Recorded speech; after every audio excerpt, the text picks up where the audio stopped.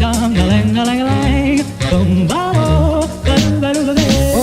is up, you guys? Welcome back to another one. If you are new to the channel, I am Gold Pony. Behind me here is Stangosaurus. And before we get started, if you have not already got your merch, feel free to check out teespring.com/store/goldpony since the holidays are coming up and all that stuff. But anyways, today what we are going to do is 7 must-knows before modifying your car. In case you guys don't already know, this is not the first car I have modified previously. I had a DC5 Integra, took it to shows up and down the East Coast, put around $10,000 into it. Definitely had some fun with that one, and now 2019 Ford Mustang GT, of course, also in the process of modifying. So figured that put me in a decent position to go ahead and make this video. So hopefully this helps some of you guys. If you have any questions, put them in the comment section below at the end of the video, and let's get started.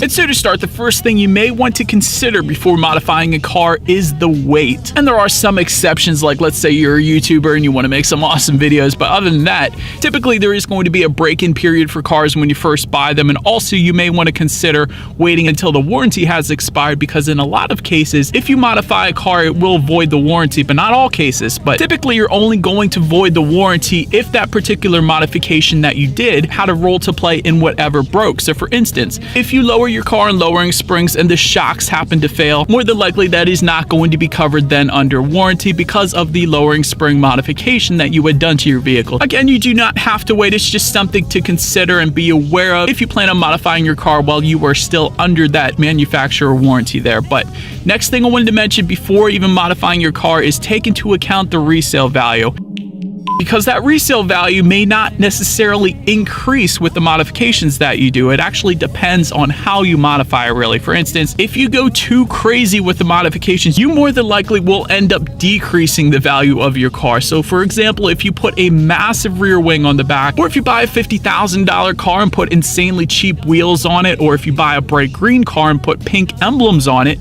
again, all of these modifications are not going to be in your best interest when it comes to resale value. And another thing, the more commonly known saying is built, not bought, not vice versa. So typically when they buy a car, a lot of times they're not going to buy a modified car again unless it is absolutely flawless, just the way they like it. But it is going to be more difficult to sell a modified car than a completely stock car. Unless you find that perfect buyer, most people are not going to like every single modification that you do to a car. Which leads me into my next point. Once you start modifying a car, be sure to keep the original parts.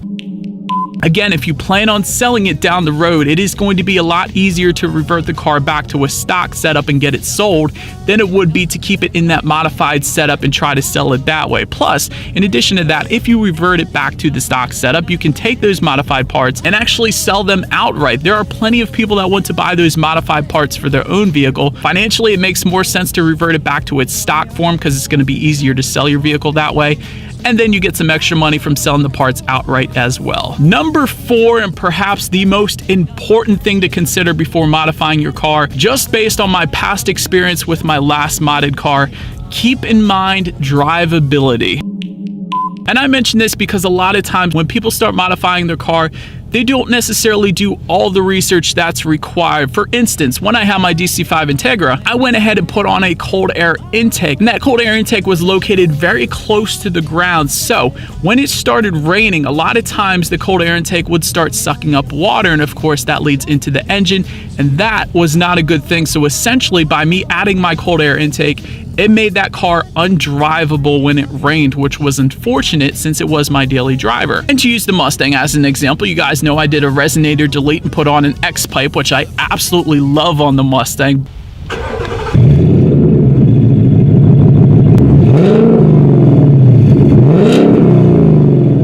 If I were to do a muffler delete as well, I have a feeling Stangosaurus would be absolutely way too loud and completely annoy me every time I went to drive it. And I also would not be able to film videos while driving as well, because you guys wouldn't be able to hear me because of how loud the car would have been. So again, I kept in mind drivability. I learned from my past mistakes, and I am not going to do a muffler delete for that particular reason. Another example, when I was tinting the lights on Stangosaurus, it actually did come with a full headlight tint that I could have put on, But if I did put that on, I would not be able to see a single thing out the front at night. And again, keeping in mind drivability, that is not something I wanted to do because I did want to drive Stegosaurus at night every now and then. And ultimately, if you're modifying a vehicle, you are an enthusiast and you want to be able to drive your vehicle in all conditions, or at least as much as possible. So definitely keep in mind drivability before you go modifying any car there. Next thing on my list I have to mention is keep in mind the installation cost. Of course, if you plan on doing the installation for whatever modifications that you get, completely disregard this step. But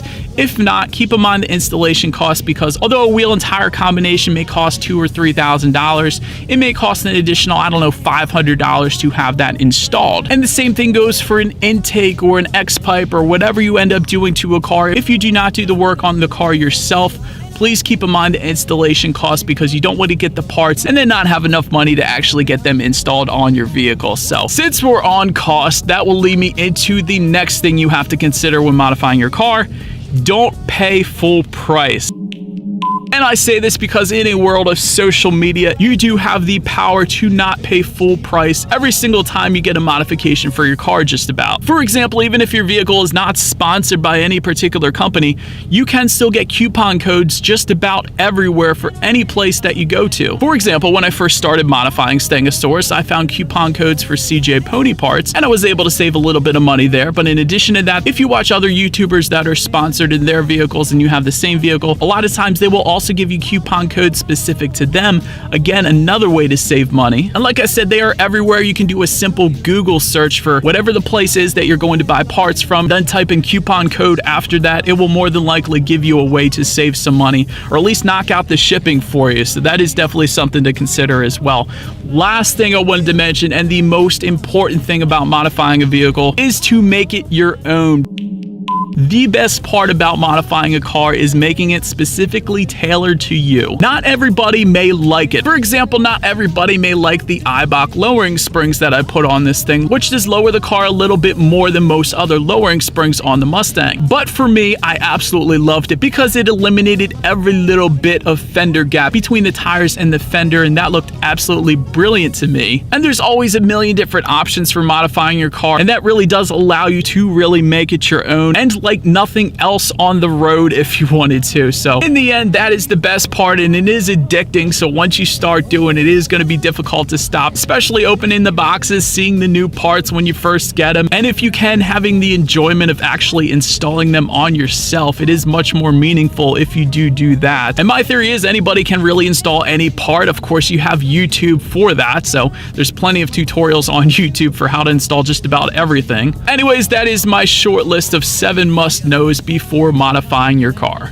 And so, but that is about it for this one, you guys. Thank you so much for watching. Be sure to like the video and subscribe. Feel free to follow me on social media at the bottom of the screen there, and I will see you guys in the next video. Stay gold. If I could take you up and boom, boom, boom, boom, tell me I'm the only one that you love. Life could